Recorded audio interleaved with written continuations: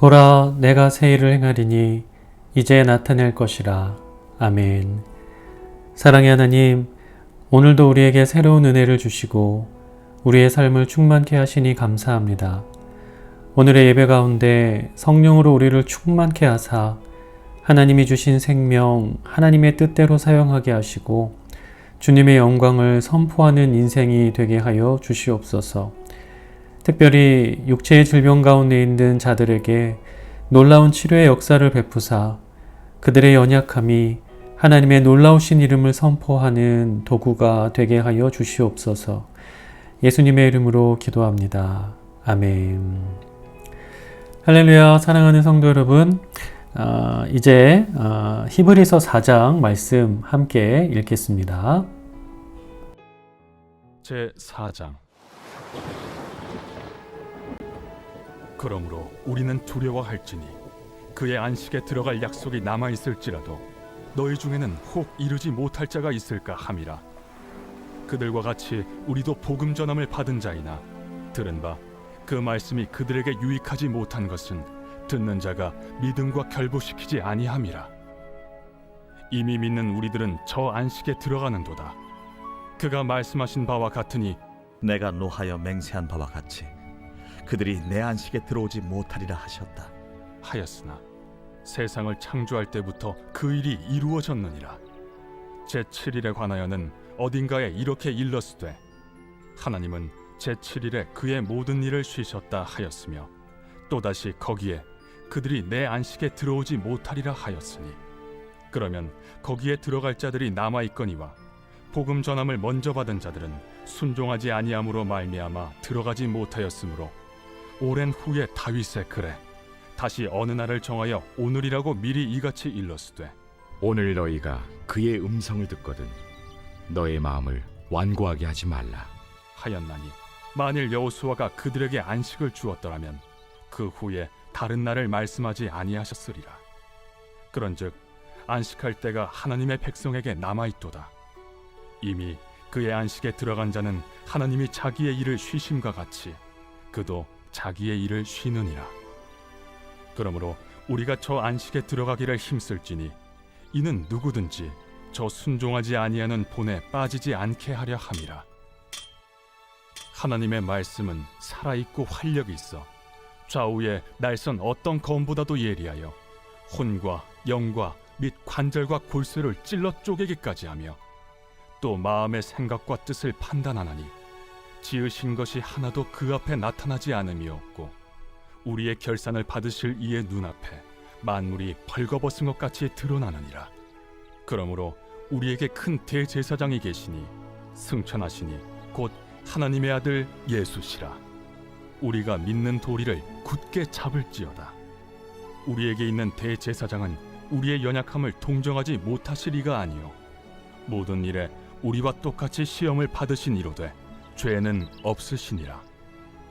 그러므로 우리는 긍휼하심을 받고 때를 따라 돕는 은혜를 얻기 위하여 은혜의 보좌 앞에 담대히 나아갈 것이니라.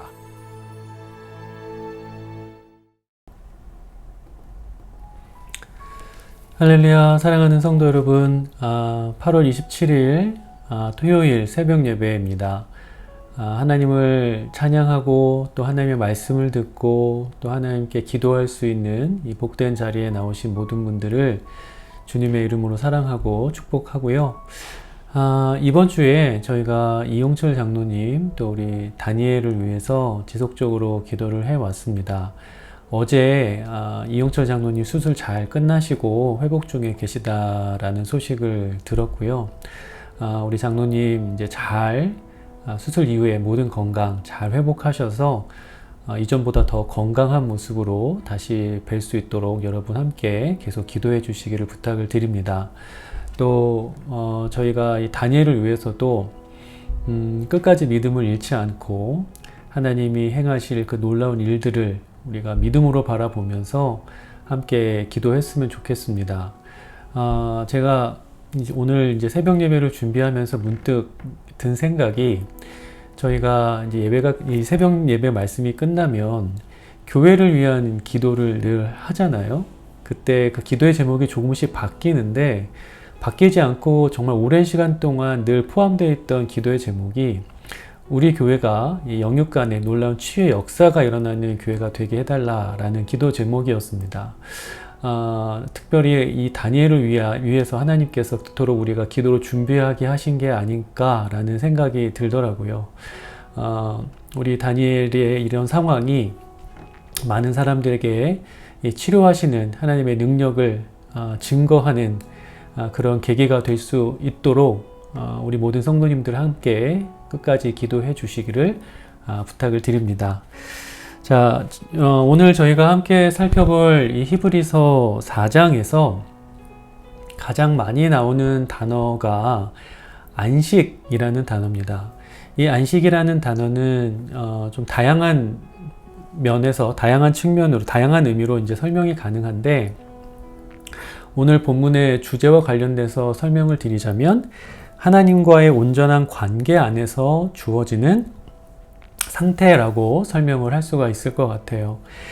그 상태라고 한다면 온전한 쉼, 또 하나님 안에서의 완전한 만족, 평안, 기쁨, 이런 식으로 얘기를 할 수 있을 것이고, 또 하나님의 영광과 또 하나님의 사랑을 온전히 누리는 것이라고도 표현할 수 있을 겁니다.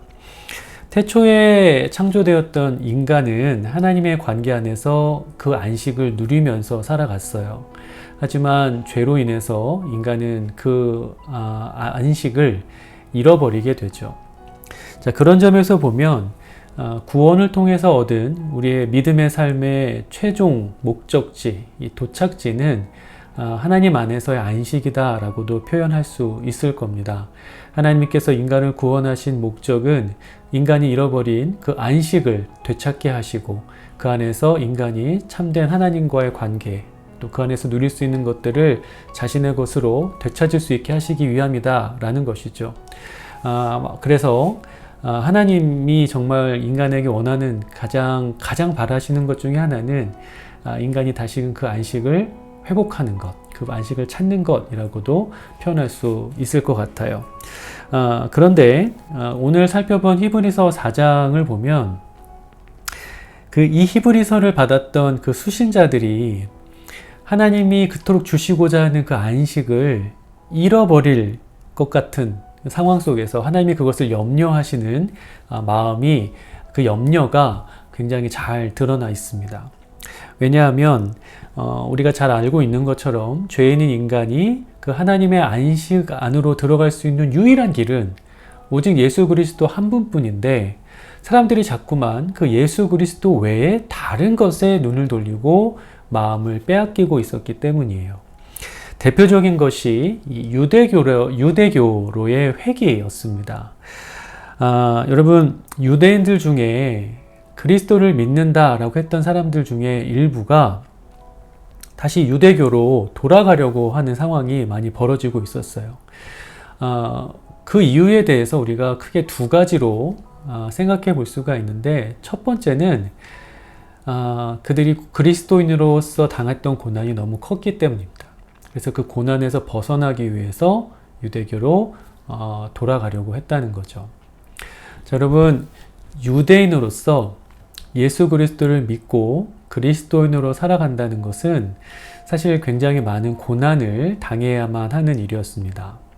우리가 잘 알고 있는 스데반의 순교 사건이라든지, 바울이 당했던 그 고난의 삶이라든지, 또 예수님의 제자들이 어떠한 죽음을 맞이했는지를 가만히 살펴보면 그 고난이 얼마나 컸었는지를 우리가 어렵지 않게 생각할 수 있죠. 또 뿐만 아니라 그리스도인으로 살아간다는 것은 그 당시 이스라엘 민족을 다스리고 있었던 로마 제국으로부터의 극심한 핍박도 당해야 했다는 것을 우리가 생각해 볼 필요가 있습니다. 자, 여러분, 그 로마 시대에는, 근데 재밌는 것 중에 하나는 이 로마 시대에 기독교는 핍박을 많이 받았는데 유대교는 핍박을 받지 않았어요. 왜냐하면 여러분들, 유대인들은 이방인들에게 유대교를 전파하지 않았습니다. 유대인들은 이방인들이 구원을 받을 수 있을 거라 생각조차 하지 않았고, 때문에 그들에게 유대교, 하나님의 도리, 하나님에 관해서 유대교의 도리에 대해서 전파하고 그것을 증거할 필요성을 느끼지 못했던 거죠. 그래서 로마 제국도 이 유대교에 대해서 크게 신경을 쓰지 않았습니다. 하지만 그리스도인들은 달랐어요. 너희는 땅끝까지 이르러 내 증인이 되리라 하셨던 그 예수 그리스도의 명령을 쫓아서 그리스도인들은 예수 그리스도의 복음을 힘써 전했습니다. 때문에 이 로마 제국에서는 그 그리스도교를 위험하다, 뭔가 자신들에게 뭔가 위협을 줄 수 있는 존재다라고 생각을 하고 그리스도교를 핍박하기 시작을 했던 거죠. 그래서 그러한 고난 가운데에서 이 유대인들이 그리스도를 따르는 길을 포기하고 그 예전에 자신들에게 익숙했던 유대교로 돌아가는 일들이 많이 일어나고 있었다는 겁니다. 자, 또 한 가지 이유는 율법을 지키는 행위에서 오는 만족감 때문이다라고 설명을 드릴 수 있을 것 같아요. 자, 이 말씀을 들으시면 율법을 지키는 데서 무슨 만족감이 있을 수 있을까라는 생각이 드실 수도 있는데, 여러분, 그것은 자기의 의를 드러내는 만족감이다라고 설명할 수 있을 것 같아요. 대표적인 예를 들자면 바리새인들을 들 수 있을 것 같습니다. 여러분, 바리새인들이 어떤 사람들이었죠? 자신들 스스로 율법을 잘 지키고 있다라는 생각에 사로잡혀서 나는 정말 하나님 앞에 의로운 자다, 나는 하나님께 반드시 구원받을 수 있는 사람이다 라는 자기 만족감에 빠져 있었던 사람들입니다. 그러니까 나는 율법을 이렇게 잘 지키니 나는 구원받을 자격이 충분히 있다라는 착각 속에 빠져 있었던 사람들이 바로 바리새인들이었죠. 그러나 여러분, 그것은 구원을 자기의 공로로 얻을 수 있다라는 아주 심각한 착각이었습니다. 로마서 3장 10절에 보면 이런 말씀이 있죠. 의인은 없나니 하나도 없다.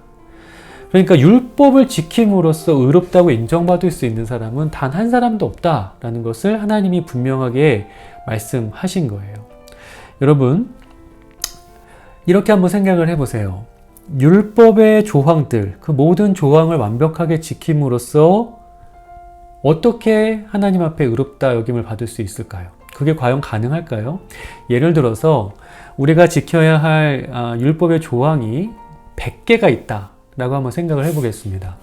그러면 그 100개의 모든 조항을 처음부터 1번부터 100번까지 완벽하게 한 번 지키면 그것으로 통과가 되는 걸까요? 그런 게 아니에요. 그러니까 평생토록 그 1번부터 100번까지의 모든 율법을 끊임없이 되풀이하면서 실패하지 않아야 됩니다. 그래야 하나님 앞에 죄 없는 자라 의롭다 인정받을 수 있는 거예요. 그런데 인간 중에 과연 누가 그것을 지킬 수 있겠냐는 거죠. 이스라엘의 역사를 봐도 그것이 얼마나 불가능한 일인지를 우리가 알 수 있습니다. 여러분, 인류 역사 가운데 이스라엘 백성보다 하나님을 가까이 했던 백성이 없습니다. 또 그들만큼 율법에 능통했던 사람들이 없었어요. 그러나 여러분, 그들이 그러한 율법을 온전히 지켜서 하나님께 의로운 자라 인정을 받을 수 있었던가요? 너희가 내 말을 들으면 내 율법에 순종하면 복을 받을 것이나 내 말에 불순종하면, 순종하지 아니하면 저주를 받을 것이다 라는 하나님 말씀을 들었음에도 불구하고 그들은 끝까지 불순종의 역사를 써내려갔던 사람들이었습니다. 그러니까 그들의 역사가 하나님의 율법을 지키는 것으로는 의롭다 인정받을 수 없다는 것을 우리에게 너무나 여실히 드러내고 있다는 거죠. 게다가 여러분, 하나님 앞에서 우리는 우리의 죄를 절대로 숨길 수가 없습니다. 만약 사람과 사람과의 관계라면 의로운 척 할 수 있을 거예요. 내가 가지고 있는 죄, 나의 부족함, 연약함을 정말 거의 완벽하게 숨길 수 있다는 겁니다. 하지만 여러분, 하나님 앞에서는 그것이 불가능해요. 히브리서 4장에 있는 말씀을 한번 볼까요? 4장 12절 13절 말씀인데 제가 한번 읽어보겠습니다. 하나님의 말씀은 살아있고 활력이 있어 좌우의 날선 어떤 검보다도 예리하여 혼과 영과 및 관절과 골수를 찔러 쪼개기까지 하며 또 마음의 생각과 뜻을 판단하나니 지으신 것이 하나도 그 앞에 나타나지 않음이 없고 우리의 결산을 받으실 이의 눈앞에 만물이 벌거벗은 것 같이 드러나느니라 라고 했습니다. 그러니까 여러분, 하나님 말씀 앞에 서면 인간이 그 어떤 것도 숨길 수 없게 된다는 거예요. 그러니까 말씀에 나와 있는 것처럼 벌거벗은 상태가 된다는 거죠. 우리 안에 있는, 우리의 마음속 저 깊은 곳에 있는 우리가 생각하는 것, 그 모든 것들을 하나님께서 다 감찰하고 계신데, 과연 어떤 사람이 하나님 앞에서 나는 주님께 구원받을 수 있을 만큼 떳떳하고 의롭습니다 라고 말할 수 있겠냐는 거죠. 자, 여러분, 그렇다면 그렇게 연약한 인간이라면, 그렇게 죄 많은 인간이라면 어떻게 해야 우리가 하나님의 안식 가운데 들어갈 수 있을까요? 여러분, 바로 그 일을 이루시기 위해서 예수님께서 우리 가운데 오신 겁니다. 그게 예수 그리스도께서 십자가에서 죽으시고 부활하신 이유라는 거예요. 자, 여러분, 오늘 제가 오늘의 말씀으로 선택한 구절을 한번 볼게요. 히브리서 4장 14절 말씀인데, 그러므로, 여기서 여러분, 그러므로라는 건 제가 지금까지 설명한 내용입니다. 사람이 자기의 공로와 자기의 힘과 율법을 지키는 것으로서는 결코 하나님의 안식에 들어갈 수 없으므로 우리에게 큰 대제사장이 계시니 승천하시니 곧 하나님의 아들 예수시라. 우리가 믿는 도리를 굳게 잡을지어다. 자, 여러분, 이 말씀에 보면 예수님을 가리켜서 큰 대제사장이다 라고 했습니다. 이 구약시대의 대제사장은 1년에 한 번씩 대속죄일이라는 날에 이스라엘 모든 백성들의 죄를 사하는 그런 의식을 행했던 사람입니다. 하지만 그 의식은 완전하지 못했어요. 매번 반복해야 했고 항상 제한적이었다는 거죠. 그러나 우리의 큰 대제사장이신 예수 그리스도께서는 자신의 생명과 자신의 피를 십자가에서 내어주사 우리의 모든 죄를 단번에, 그리고 완전히, 그리고 영원히 사해 주신 분입니다. 그렇기 때문에 우리가 예수 그리스도를 의지해야 하는 거예요. 또 여러분, 그 뒤에 있는 히브리서 15장 16절 말씀도 자세히 읽어보시면, 그 대제사장이신 예수님은 우리의 연약함을 도우시는 분이다 라고 말하고 있습니다. 그러니까 우리가 어떤 죄를 지을 때 그 죄를 반복해서 짓는다 할지라도 예수님께서 그것을 바라보시면서 넌 도대체 왜 그러냐? 나도 더 이상 너를 포기할 수밖에 없겠구나 라고 말씀하시는 것이 아니라 우리의 그 연약함을 이해하시면서 우리를 끝까지 품어주시는 그런 분이시라는 거예요. 따라서 여러분, 우리가 하나님께서 우리에게 주시고자 하는 그 안식을 찾기 위해서 우리가 의지해야 할 분, 우리가 붙들어야 할 분은 오직 예수 그리스도 뿐인 겁니다. 자, 사랑하는 여러분, 그런데 중요한 것은 우리에게 그러한 길을, 그 믿는 도리를 하나님께서 알려주셨는데 사단이 자꾸만 그것을 우리의 믿음을 흔들려고 한다는 거예요. 제가 예전에 새벽 예배 그 시간에도 말씀드렸던 것처럼 아주 교묘한 방법으로 우리를 미혹한다는 겁니다. 이제 여기서도 그 미혹하는 방법 중에 하나가 뭐냐면 그러한 예수 그리스도의 가치를 상대화시키는 거예요. 무슨 말이냐면 예수님은 아니다, 다른 길이 있다라고 가르치는 것이 아니라 예수님도 필요하다, 하지만 예수님과 더불어서 다른 것도 필요하다라고 가르친다는 거예요.